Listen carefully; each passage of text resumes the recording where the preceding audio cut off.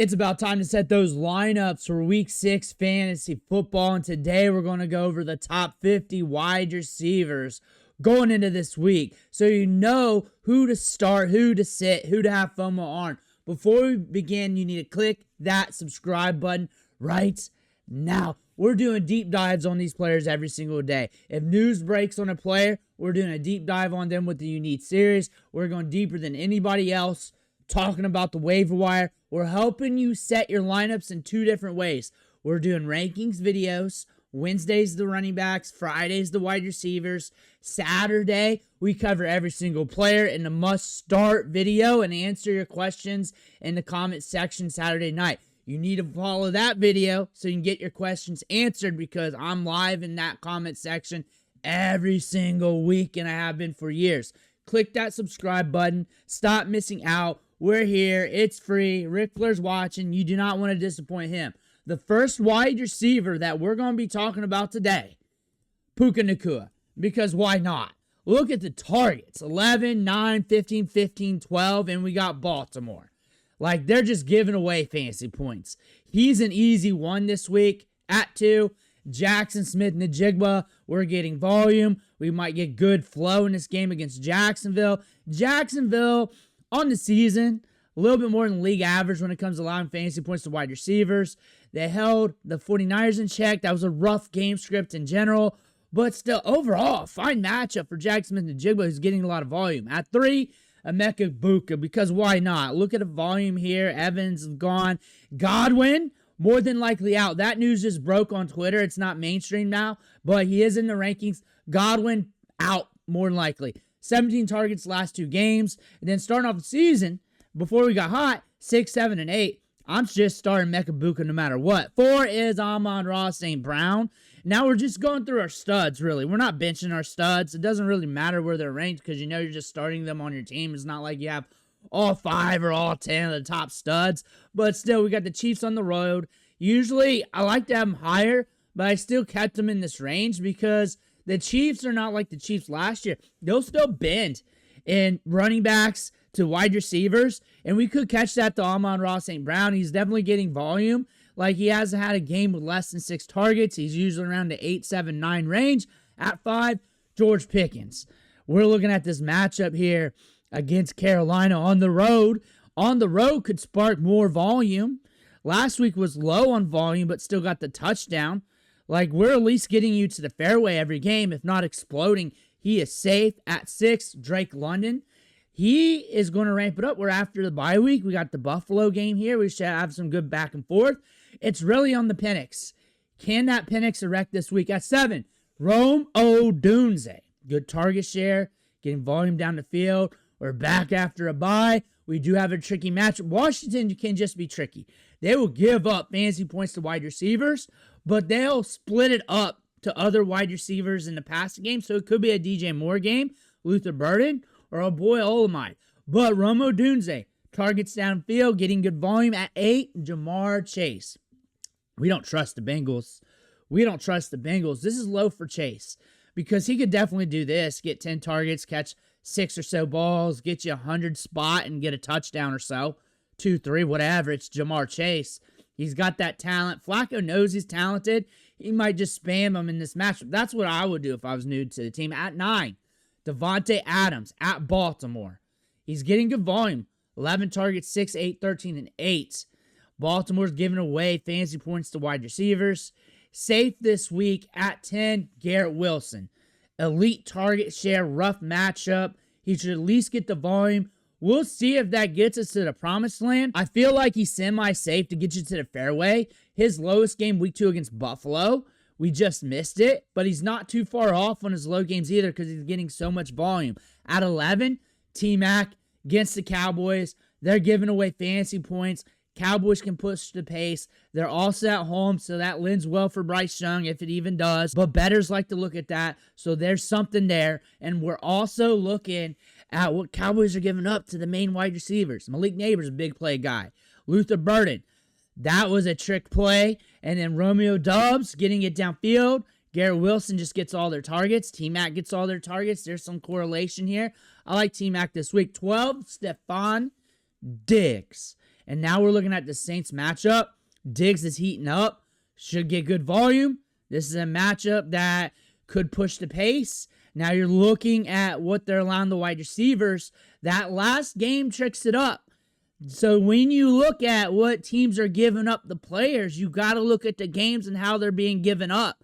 Fantasy analysts will tell you, like, hey, this defense, they're stifling wide receivers, they're stifling running backs, and they'll just give you that stat. Yes, they're less than league average when it comes to allowing fantasy points to wide receivers. But look at this. 18 to Marvin Harrison. Jennings got 19. Smith-Njigba got 20. Shakir got 17.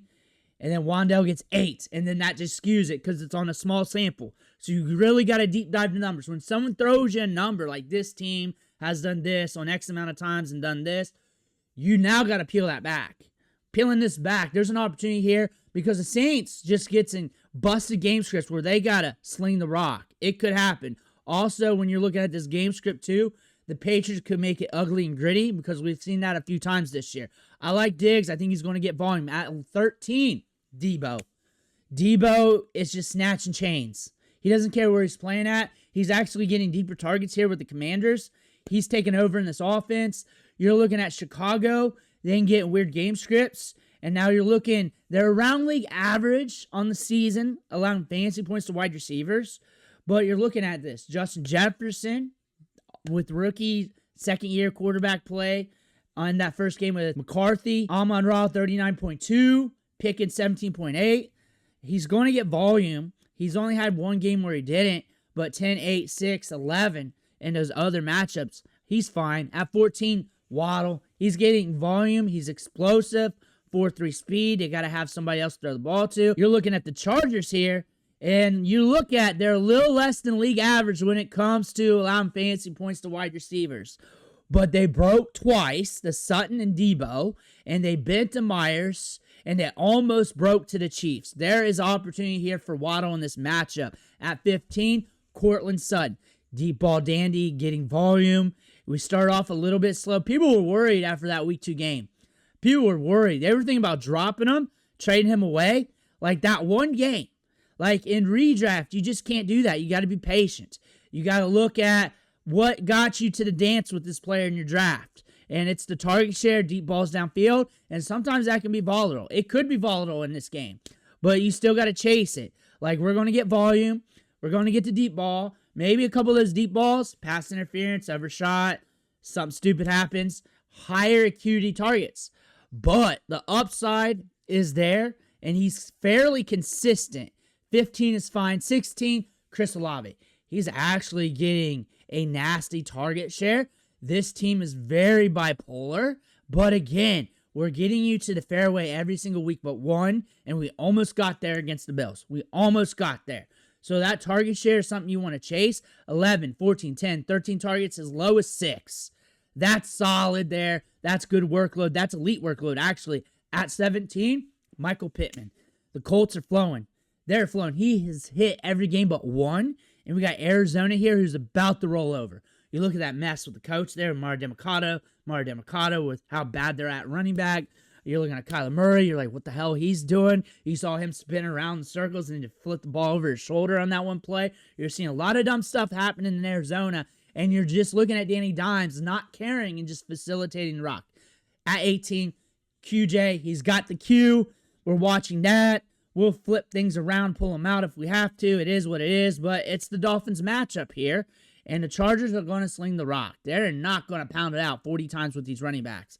They're going to sling the rock here. That is where they're going to lean to. It's their strength. Also, Keenan Allen at 19. If QJ's out, bump Keenan up. Maybe a few more spots. Injury reports come out here in a few hours, but I got to get this video out. This video takes a lot of time to make, so make sure to hit that like button, subscribe button. This video takes a lot of time, like 5-6 hours after editing, filming, and then putting all this together. I think if QJ's out, Keenan is going to see a bump in value. Also, McConkey, but Marvin Harrison Jr. We got the Colts this week. We're on the road. Colts can push the pace. They're also at home. You might catch some volume in this matchup, some deep shots downfield. If we connect with one or two, That could get you a grand score. We hit 3 times this year. We're a little bit more consistent than last year. I hope you're starting to notice that. This team's volatile. He's also second in line on targets with his team, which is weird considering the tight end spot. However, Marvin Harrison Jr. is starting to juice up a bit, and this matchup could have juice. It could also be kind of risky due to the play and nature of the offense. This ain't a rank, but it's an injury flex. Due to the injury news that came out, he's questionable. If he's in and I'm feeling good, I'm bumping him up a bit. Actually, a fair bit here against Detroit because there's going to be volume in this matchup. Last 2 games, 8 targets, 9 targets. If he's in there and he's kind of like, I don't know, then he's probably going to be around this 20-ish range. If he's out, obviously. I just threw him in there injury flex because I was holding him to the side. And I was like, where do I put him with this news? Where do I put him? Because if I just throw him there and I'm doing this now, it's just not going to be correct. So why not just give the context? 21 is DK Metcalf. He's getting volume in a good way. He's also been fairly safe. It's against the Browns, and this team's starting to roll over. They're trading defenders now. Gabriel sucks. He's a short game merchant. Maybe you can do something here against the Steelers. Maybe they push it. This team's going to roll over. This team's going to roll over. You hear so much in the media. He's getting short targets, and they're using that size-adjusted athleticism, that 4.3 speed, or whether it's left of it after the combine at this time since he's 27. But he's explosive. He's getting short targets. He should at least get you to the fairway with upside to get you more, even though it's against a tough defense. And he's ranked at 21, so it's fair. At 22, Brian Thomas Jr.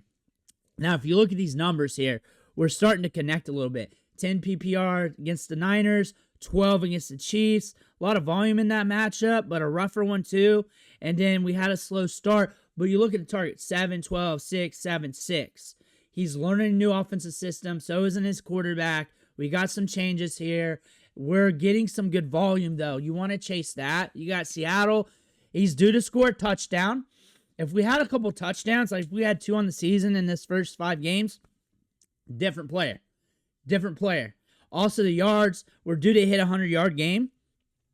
Biggest game had 5 catches. Other biggest game in terms of yards had 80 yards. We're due to do a little bit more with the volume we're getting. Out there, 93% of snaps, 94 in week 2. We're getting volume. You still got to chase that. It's going to turn around if we keep getting that volume. Now, if the volume changes, which it's not, then that's a different story. At 23, Ladd. I like Ladd this week. I like him against the Dolphins. I think the Dolphins are going to have a hard time with this wide receiver depth chart. And you look at what they're allowing to wide receivers here. And again, it says below league average. But they have bent or broke to every offense at wide receiver, to their main wide receiver in that game. Every game but one. Every game. That one game skews the numbers right now if you're looking at that. So fantasy analysts who just say that and do not dig into the games and look into that and then look into the game scripts, they're lying to you. They ain't doing enough to help you. They're just not. They just don't know. They just don't know. They're just not doing the work to help you. Ladd McConkey, if QJ's out, I'd bump him up probably about 5 spots. I think this is a matchup where you can get some volume here. I think where we're at target-wise, 9, 5, 7, 6, 7 is fine. Like, you should be plugging away. I think he's at an outlier stage right now number-wise.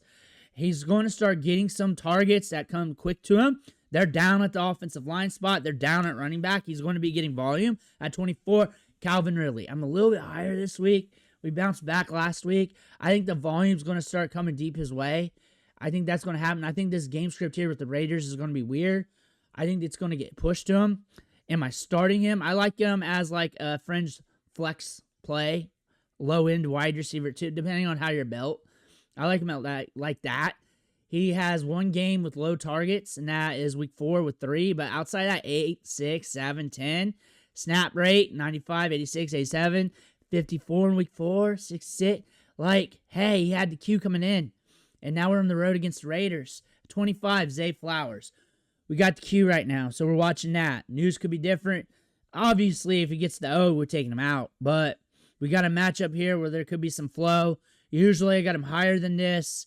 You know why? Cooper Rush sucks. 26, DJ Moore. I like him here. now that I keep talking about these players and words keep coming out my mouth when I keep talking about wide receivers, as I keep talking, I want to change things. Like, that's how it should be. Like, your analysis should just always keep running. Like, backware, software on a computer or on your phone. Like, it should always keep running. And I kind of like him a little bit more this week, considering it's Washington. And what I think about Washington is that wide receiver 2 or a random ancillary pass catcher usually needs to step up in those matchups. That's why you're seeing a lot of bends, like 12 for Neighbors, 11 for Dubs. McConkey, I told you McConkey last week. So I like Moore a little bit in this matchup. Coming off the bye, I got him at 26. Considering what we've seen lately, you don't really like him. Volume's there, 5, 6, 5, and 5. That's enough to get you there. This is a matchup where they may have to get it out quicker on some of these series. 27, Romeo Dubs. Good matchup for him. Carousel effect is still at play here for the Packers. He's the safest option in their carousel effect week in and week out, but it could run bad. He's hitting or at least getting you to the fairway every other game. Optimal matchup. If I have to throw in a Packers wide receiver, this is always going to be my first play, my first option. 28, Khalil Shakur. Falcons on the road. We should get some good pushback from the Falcons as long as the Penix erects. That being said, Khalil Shakur should be getting the volume. 9 targets week 5, 5 and 4, 4 and 3, 2 and 2, and 9 and 1. So there's some risk here, but he's also in flex range category of the rankings. Maybe your wide receiver 2 if you're running back heavy, but flex range territory, like a high-end flex. T. Higgins at 29. Flex range territory due to the quarterback play. Talent-wise, wide receiver 2 range, high-end wide receiver 2. But we got the Packers on the road. The Packers have been strange this year. They started the year looking like the nastiest defense ever. And now George Pickens is like, I don't care. Cowboys push it to a tie. We did not know what was going to happen with that game script. Now you got Flacco there coming there. I don't trust the Bengals, and I'm not going to rank them high until I start trusting the Bengals. But volume is actually kind of there. 6 and 7 last 2 games. We'll see what happens with these changes. At 30, J-Mo. J-Mo has been whiffing. He hit in week 2, and that's it. That's it. And the thing is, you look at the target shares of this team. Gibbs have been getting a little bit more. Laporta has been getting a little bit more, which means Williams has stepped back in target share by like 3%, 4% compared to last year. That was the risk. I talked about that in the offseason. It was like February, talking about that in Dynasty, how high it was priced, and like, hey, he's a little volatile still for that. You can get that for cheaper, and now it's coming to fruition here. And he has upside for this matchup against Chiefs. One thing about Chiefs matchups is sometimes you got to go to the wide receiver 2 or 3, go down to your second or third reads against that defense. Sometimes you see that wide receiver 2, 3, or a rando guy pop against them, or the tight end, or the backup running back that catches passes. Teams got to get creative with him. So would not be surprised if he splashes. I got him in flex territory, so more than likely you're starting them unless you're jacked at wide receiver or running back. 31 is Kendrick Bourne. I think he's earned more opportunity to work in this offense. And really, these last 3 games, 6, 4, and 11 when it comes to targets. Snap share last 3 games, 72, 67, 81. Blew up. We got Tampa Bay. Game script should be pushed. I think at 31, he's a solid flex. There might be some randomness there, some up and down that makes him outside the wide receiver 2 category. Some of us are starting 3 wide receivers anyways, and we're looking at Bourne as a traditional starter. So at 32, Golden, upside dandy. He's hit the fairway in his last 2 games. 10 against Cleveland, and it's against Cleveland. The defense is nasty. 11 against Cowboys. That game script was pushed. 6 targets in that matchup. We got Cincinnati. Carousel effect. Any wide receiver on this offense can get it on any given time. His open score, his separation score, depending on what website you're looking at, solid. He's been missed on a few deep balls this year. If those connected, you're singing a different story with Matthew Golden. That's the thing about being a deep ball dandy, and I say this all the time. You missed that deep ball, it could not be his fault. He could have done that play perfectly. Perfectly open, overshot, pass interference, blah, blah, this, that. Hey, that's part of the game. 32 right now. 33, Rashid Shaheed, another deep ball dandy. Another deep ball dandy. You need a deep ball dandy on your bench. Like one, it's like having a bullet in the chamber where you're like, man, he just put up 70 on Thursday. How the hell did that happen? And then you're looking at your other wide receivers like, oh my goodness, he's more likely just good in 10 to 15 here. I need more. You throw in him. He's either going to get you like 18, 20, 25, 30, or nothing. That's what Shaheed's doing. That's what the target share is indicating. That's what his splash plays are saying. His average up the target. There's value to that in certain situations. This deep down the rankings and what we're seeing after this, I value that a lot. At 34, Cooper Kupp. He's getting targets. The ADOT's too short, and Jaxon Smith-Njigba is getting too much work for him to be consistent. We have a matchup here that can be pushed. I think this is going to be a fun game. I think it could be gritty, though. They're on the road. I look for him to get around 5 to 6 targets in this matchup, and we got to cross the goal line. We're definitely due for that. Maybe we get that. 35, Trey Tucker. He's been smashing a little bit this year. We have 3 good games this year. And at 35 with that, considering the complications of the Raiders and how opportune they are, and considering we're against Tennessee, because they can be, that could be a dogfight matchup. This could be an ugly matchup. This could be ugly one way where it just breaks wide open and one of these teams score lots, or it's just nasty, 6 points into the first half or something like that. It could break one way or the other. Like this defense numbers-wise, like considering what they're dealing with on the offensive side of the ball, you're looking at what they're allowing. They're not breaking much. They broke the Puka Nacua, which everybody does, but they're bending. Like 20 spots ain't running down that list, just one. That's one thing to note. And look at what they're dealing with that offense. Think about this could be a nasty game. At 36, Josh Downs. He has the potential to hit on any given Sunday. He's a good wide receiver. What's hurting him is Warren. Warren's sucking up the short to intermediate targets, especially over the middle. He's good at that. We got a good matchup here where we might be up on the Cardinals. At flex, if I got him, he's fine. It's just a gamble every week with him due to that. It is. You just narrow it down. It's a gamble once you get in that pocket of players. You ask for start sit answers. That's really your answer. It's just a gamble in those pockets of players. 37, Darnell Mooney. He's got the Q. Watch that. Got Buffalo. Should get a good pace in this game. 38 is Chris Godwin. He's out. I think he's out. He's out. More than likely out. Let's move on. 39, Hollywood Brown. We got a matchup here that could push the game script. If Worthy's out, then we bump him up. I'll bump him up a good bit. Probably about 10-ish spots. You're starting him. High-end flex. Low-end wide receiver too. But yet there's risk here because he doesn't fire every game. He's only fired twice this year. There's risk, but high-end reward in a matchup like this. At 40, Alec Manor, you're just throwing him out there because he's running a lot of routes. We're not connecting too often. We have 2 touchdowns on the season, but we're getting a lot of work. We're getting a lot of opportunity, and you're just throwing him out there at this point because you're needing a flex wide receiver. At 41, Keon Coleman. This is a wide receiver that can splash on any given Sunday. You're not going to trust him. This is also a matchup here, or they may have to get creative on offense when you're looking at that, especially if Atlanta can push the pace. He's a gamble, dart throw, flex. Not many of you are going to start him. At 42, Travis Hunter. Gamble, dart throw, flex. He hasn't hit yet this year. We have 3 targets, 5 targets, 2, 8, 6, and 8. Things have reduced a little bit considering the first 2 weeks of the season. Gamble, dart throw, wide receiver, but he got a little bit more yards last week on the 3 catches. 43, Malik Washington. I might be low on him. It's against the Chargers.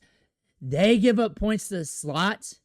He needs a lot of volume, though, to rack that up to get you there because 5 targets isn't going to be enough with how short his routes are.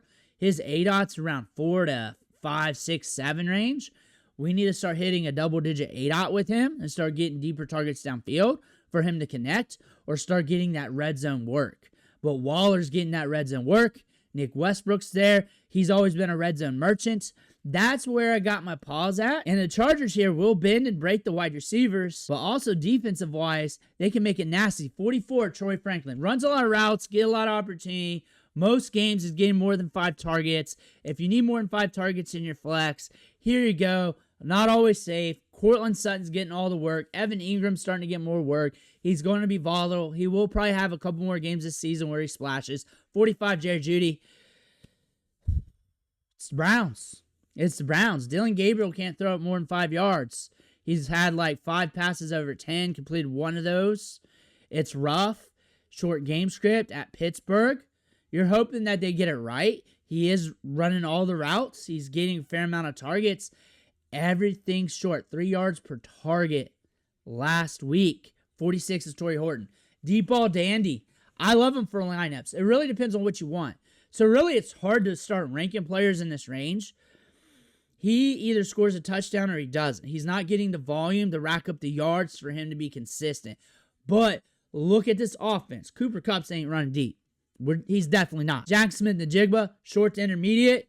He gets a little bit of everything. But who are they going to push it downfield to allow him to work? It's this guy right here. He's going to get a couple targets. If you connect, we're connecting in fantasy. He's done it 3 games so far this season. That's actually a good rate for a late-round rookie. 47, Flournoy, upside dandy.